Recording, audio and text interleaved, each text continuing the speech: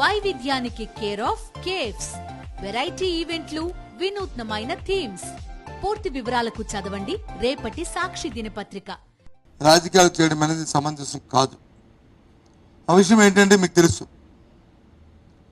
ఈ మన రాష్ట్రంలోనే కాకుండా దేశంలోనే కాకుండా ప్రపంచం యావత్తు మనందరం ఆరాధ్య దైవంగా భావిస్తున్న మన శ్రీవారు సాక్షాత్ వెంకటేశ్వర స్వామి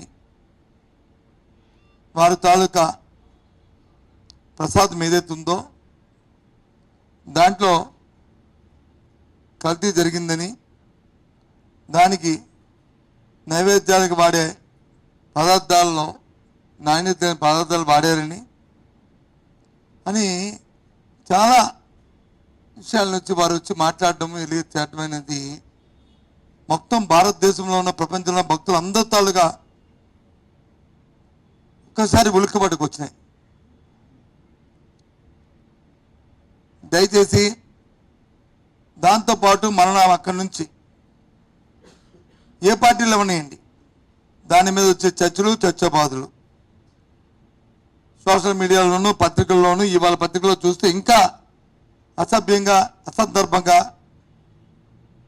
దాని మీద వచ్చే రాతలు, ఇది సమంజసం కాదు. అధికారం ఉన్న వ్యక్తులు ఏదైనా ఆరోపణలు చేసినప్పుడు మీ చేత అధికారం ఉంది, మీరే అధికారం ఉన్న నాయకులు, రాష్ట్రంలో మీ కూటమే దేశంలో అధికారంలో ఉంది. ఎంక్వైరీ చేయండి, దాని మీద విచారణ జరపండి, విచారణ జరిపి వాట్ ఇస్ ది ఫ్యాక్ట్ అనేది ఏమిటి నిజాలు తేల్చండి. తేల్చిన తర్వాత అది పెట్టి అప్పుడు మీరు మాట్లాడితే దానికి సంబంధించి ఉంటుంది. అంతేగాని పాసింగ్ రిమార్క్స్ చేసి ఇలాంటి కార్యక్రమాలను రాజకీయ కోణంలో భగవంతుని వినియోగించుకోవడం, వారి పేరును వచ్చి రాజకీయాల్లో చొప్పించడం అనేది చాలా దురదృష్టకరం. ఎందుకంటే దేవుడితో మనం ఆటలాడుకోవడం మంచి సమంజసం కాదు.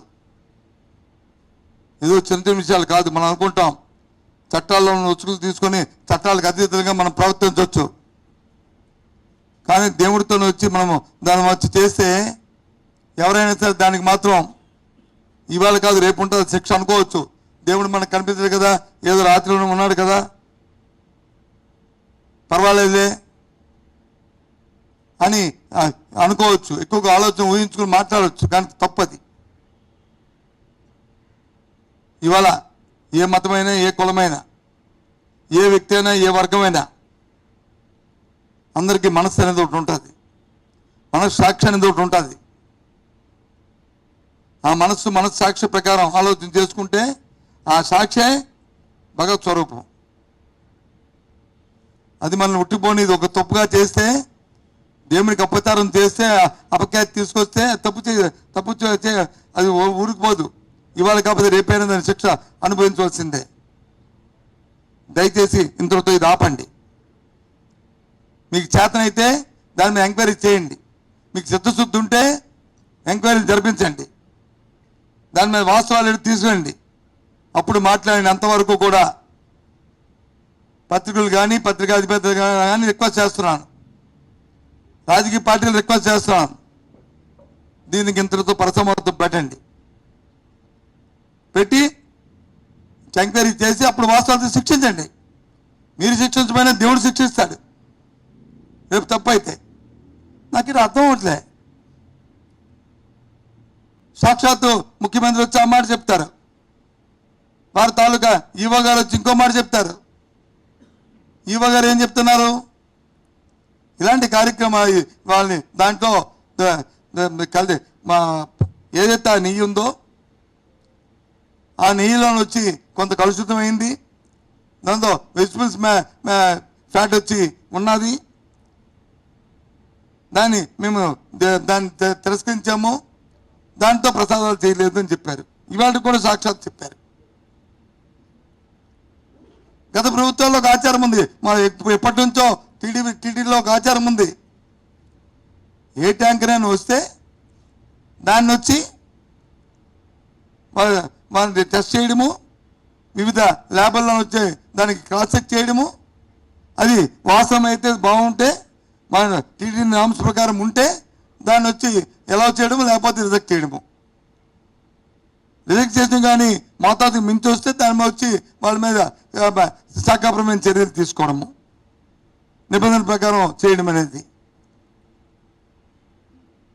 పోయి మరి నేను పురపరాలకు పోతే ఇంకా మళ్ళీ అది బాగోదు. ఇది కదా అనుమతి వస్తుందే. జగన్మోహన్ గారి ప్రభుత్వంలోనూ 18 ట్యాంకర్లు రిజెక్ట్ చేశారు. అంతకుముందు చంద్రబాబు నాయుడు గారి ప్రభుత్వంలోనూ 14 ట్యాంకర్ని రిజెక్ట్ చేశారు. ఇది వాస్తవం కాదా? ఇవి లెక్కలు తప్ప ఎందుకు? ఇది అవసరం లేని సందర్భాన్ని, అవసరం లేని సమస్యను తీసుకొచ్చి ఈ రకంగా ప్రజల మనోభావాలతోని, ఎందుకంటే ప్రపంచంలోనే మన శ్రీవారికి మన సాక్షాత్తు వెంకటేశ్వర స్వామికి ఉన్న ఆదరణ, ఆయన మీద ఉన్న భక్తి, ఆయనకున్న భక్తులు, మరి ఎవరికి ఏ ఒక్క మతంలో కానీ ఏ ఒక్క దేని లేదు చెప్పుకోవడానికి మనందరం కూడా గర్వపడుతున్నాం. ఆ నమ్మకానికి మనందరం కూడా తలవంచవలసిందే. అటువంటి దేవుడి మీద, దైవ ప్రసాదం మీద ఇలాంటి చర్చ జరగడం అనేది చాలా బాధ అనిపిస్తుంది. చాలా తప్పు. అధికారం ఉంది, అధికారంతో ముందు వాస్తవాలు విషయాలను బయటికి తీసుకొచ్చిన తర్వాత మీరు మాట్లాడితే బాగుండేది. అందులోనూ రాజకీయ ఉపన్యాసంలో మీరు మాట్లాడింది ఎక్కడ?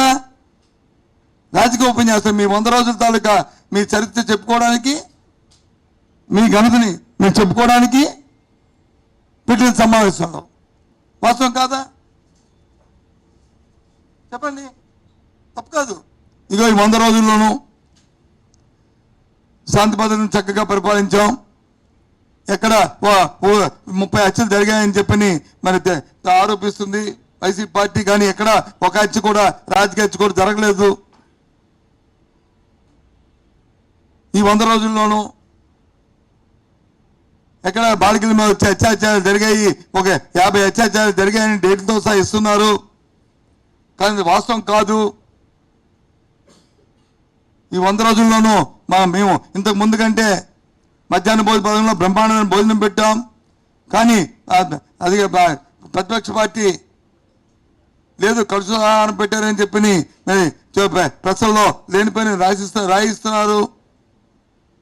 వాస్తవం కాదని చెప్పండి. జరిగే లేదు ప్రజల ముందు పెట్టండి. ప్రజల నాణ్యతలు ప్రజలు తేల్చుకుంటారు. లేదు మేము ఆరు హామీలు ఇచ్చాము. ఈ 6 హామీల్లోనూ మరి ఇవాళ ఒక్క హామీని ఇప్పటివరకు నెరవేర్చాం. మిగతా హామీలు వచ్చి తర్వాత నెరవేరుస్తాం. ఆర్థిక పరిస్థితులు వచ్చి బాగులేవు, 10 లక్షలు అప్పు చేసింది అని చెప్పారు కదా మీరు. 10 లక్షల కోట్లు అప్పు చేస్తే రేపు బడ్జెట్ పెట్టండి, బడ్జెట్ తెలుస్తాయి కదా వాస్తవాలు. నాకు తెలిసి ఏ రాష్ట్రము ఇప్పుడు వచ్చి అధికారం వచ్చిన తర్వాత 3 నెలలు అయిన తర్వాత బడ్జెట్ లేకుండా ఏ రాష్ట్రం లేదు. ఎందుకు పెట్టట్లేదు? పెట్టండి.